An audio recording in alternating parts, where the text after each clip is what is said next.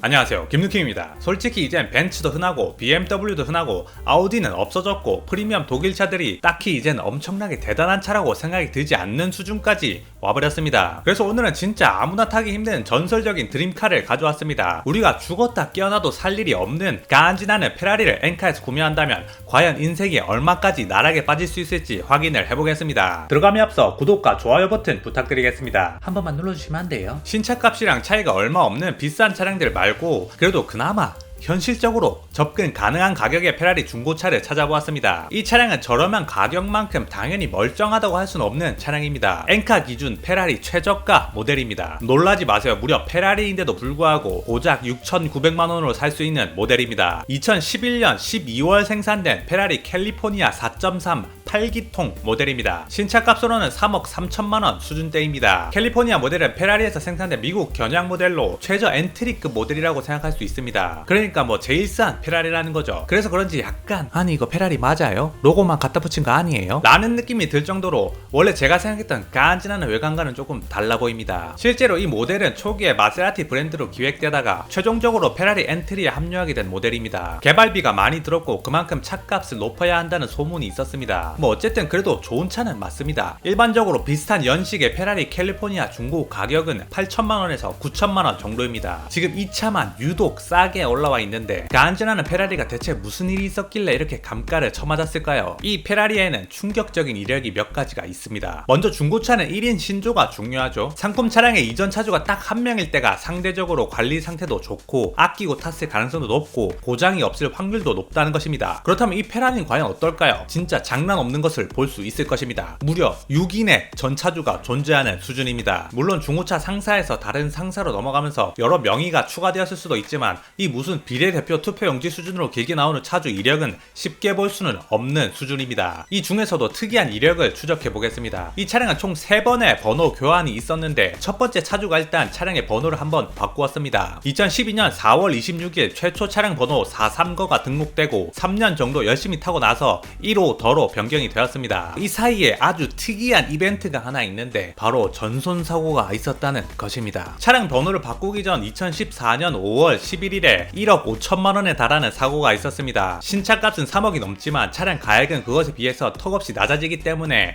1억 5천 수준으로 전손이 나버려서 첫 차주가 상당히 손해를 본 상황입니다. 그리고 이 사고 후 6개월 뒤에 번호가 변경되었습니다. 왜 굳이 번호판을 바꾸었는지는 알 수 없는 대목이고 의심스러운 부분이기도 하죠. 첫 차주는 그래도 이런 전손 사고와 번호판 변경이 있고 나서도 6년 가까이 차량을 더 가지고 있었습니다. 이 부분만 보았을 땐 전손 이력이 생각보다 차량에 크리티컬한 데미지를 주지 않은 것인가 싶기도 한데 자세한 부분은 나중에 사고 이력을 보면서 말씀을 드리겠습니다. 그 후 2021년 6월 2일 소유자가 변경이 됩니다. 그리고 이 두 번째 차주도 의심스러운 이력들을 남겼습니다. 소유주가 변경되고 6일 뒤 6월 8일 차량 번호가 바뀝니다. 104어로 시작하는 세 자리 번호판입니다. 두 자리에서 세 자리 번호판으로 바꾸는 거야 뭐 새 차 느낌도 나고 하니까 드레스업을 위해서 바꿨다고 생각할 수 있죠. 그런데 더 큰 문제는 번호판을 바꾸고 고작 한 달 뒤인 2021년 7월에 또 한 번 번호판을 바꾼다는 것입니다. 그것이 마지막 번호판인 3195로 시작하는 번호판입니다. 이 두 번째 차주의 특이한 점은 차량 구매 후 첫 3개월가량은 자차 보험을 들지 않고 차량을 운행했으며 2021년 9월인 구매 후 3개월 뒤에 자차 보험에 가입한 것으로 보입니다. 그리고 더 이상한 거는 두 번의 번호 교환과 자차 보험 가입을 하고 5개월도 안 됐는데 이 차량을 그냥 다시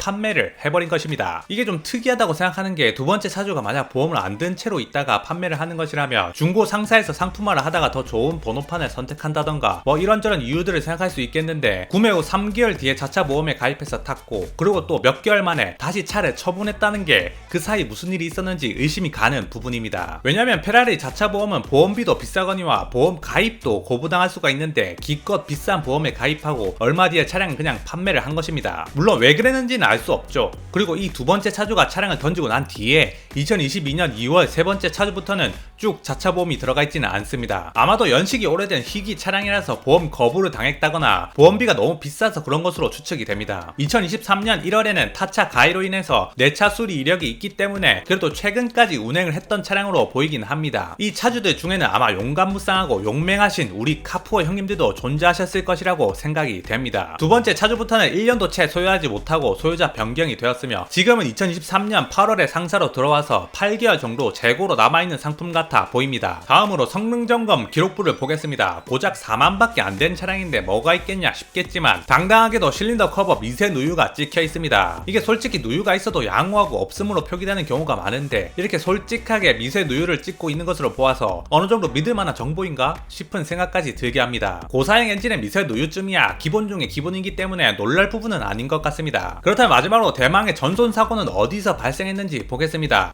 역시 아쉽게도 이 차량은 중고차 언어로 뼈다구를 먹은 차량이네요. 프론트 쪽 사이드 멤버에 판금 용접 표시가 있습니다. 외판에서도 후드와 라디에이터 서포트를 교환하고 핸들을 전부 판금한 것으로 보아서 앞쪽 충돌 사고가 강하게 있었던 것으로 보입니다. 프론트 멤버는 사람으로 치면 갈비뼈 정도 되는 수준의 뼈다구입니다. 사람은 갈비뼈가 부러지면 그 부분을 위주로 수술하면 되겠지만 자동차는 더 심각한 상황입니다. 자동차는 파워트레인은 물론 앞쪽에 달려있는 건 대부분 다 빼내고 뼈다구만 드러낸 다음 교환 용접 판금을 진행해야 합니다. 이 정도 수준이면 솔직히 차를 반쯤 다시 만드는 것이고 아무리 수리 잘하는 곳을 찾아가더라도 완벽하게 차를 재건할 수는 없을 것입니다. 비틀림이 있을 수밖에 없고 그로 인한 어떤 하자가 있을지 예측할 수도 없는 수준입니다. 그래서 흔히 뼈다구 먹은 차는 사지 말라고 하는 거죠. 근데 뭐 이렇게 얘기를 해도 중고차 시장에서는 가격이 깡패기 때문에 외관은 잘 닦아놔서 아주 좋아 보이고 그 속은 전혀 알 수 없으니 사는 사람들이 존재할 것입니다. 그래도 개인적인 생각이지만 이게 페라리니까 진짜 장난감처럼 타고 싶고 집에 전시용으로 두고 싶다면